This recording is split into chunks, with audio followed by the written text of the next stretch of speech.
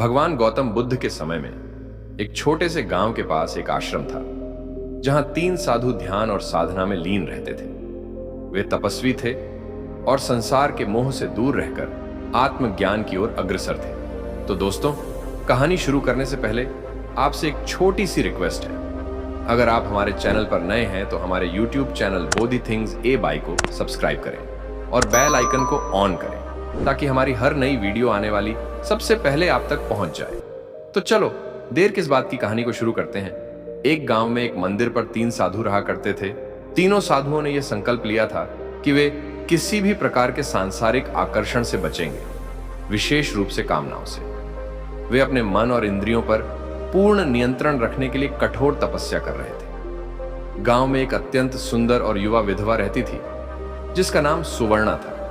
वह अपने पति की मृत्यु के बाद एकाकी जीवन व्यतीत कर रही थी।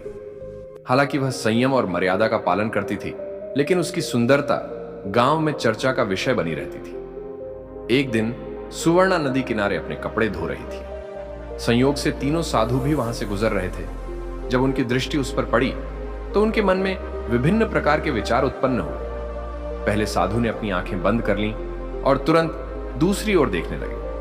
उन्होंने स्वयं को संयमित रखने की कोशिश की और सोचने लगे, यह संसार माया है, मैं इसे देखकर क्यों विचलित हूं। दूसरे साधु ने कुछ क्षणों तक उसे देखा और फिर अपने मन को नियंत्रित करने का प्रयास किया, लेकिन मन में विचार उठे, कितनी सुंदर स्त्री है, यदि मैं गृहस्थ जीवन में होता तो यह मेरी पत्नी हो सकती थी। हालांकि उन्होंने खुद को समझाया और आगे बढ़ गए। तीसरे साधु ने सुवर्णा को एकटक तक देखा और उनके मन में तीव्र आकर्षण जाग उठा। वे उसे देखकर ठहर गए और विचारों में डूब गए। मन में वासना की भावना उत्पन्न होने लगी। तीनों साधु अपने मन की स्थिति को लेकर परेशान हो गए। वे सोचने लगे कि वर्षों की तपस्या के बावजूद उनके भीतर ऐसे विचार क्यों उत्पन्न हुए। समाधान के लिए वे गौतम बुद्ध के पास गए और अपने मन के द्वंद्व को बताया।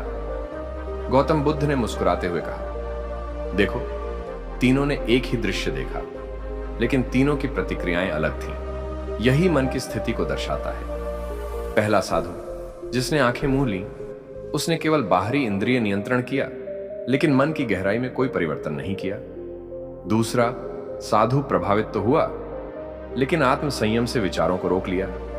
तीसरा साधु पूरी तरह से आकर्षित हो गया, क्योंकि उसके भीतर अभी भी वासना की जड़ें थीं। बुद्ध ने आगे कहा, संसार में रहते हुए इच्छाओं को दबाने से वे समाप्त नहीं होती, बल्कि उन्हें समझना और उनका पार जाना ही सच्ची मुक्ति है। तुम्हें न तो जबरदस्ती इंद्रियों को रोकना चाहिए, न ही उनके प्रवाह में बह जाना चाहिए। सम्यक दृष्टि से विचारों को देखो, उन्हें स्वीकारो और फिर छोड़ दो। इस कहानी से हमें यह सीख मिलती है कि इच्छाएं स्वाभाविक हैं, लेकिन उनके वश में आना या उन्हें दबाना समाधान नहीं है। बुद्ध ने हमें मध्य मार्ग का अनुसरण करने की शिक्षा दी। न तो अतिवाद में जाना और न ही दमन करना, बल्कि विचारों को जागरूकता के साथ देखना और उन्हें पार करना ही सच्चा आत्म संयम है। अंत में यही सत्य है, वासना को दबाने से वह समाप्त नहीं होती, बल्कि उसे समझने से ही मुक्ति संभव है। तो दोस्तों, 3 साधु और एक विधवा की कहानी आपको कैसी लगी, हमें कमेंट में जरूर बताएं। और आप जिस जगह से ये वीडियो देख रहे हैं उसे जगह का नाम भी कमेंट में जरूर लिखें। तो चलिए मिलते हैं किसी अगली वीडियो में। तब तक के लिए नमो बुद्धाय।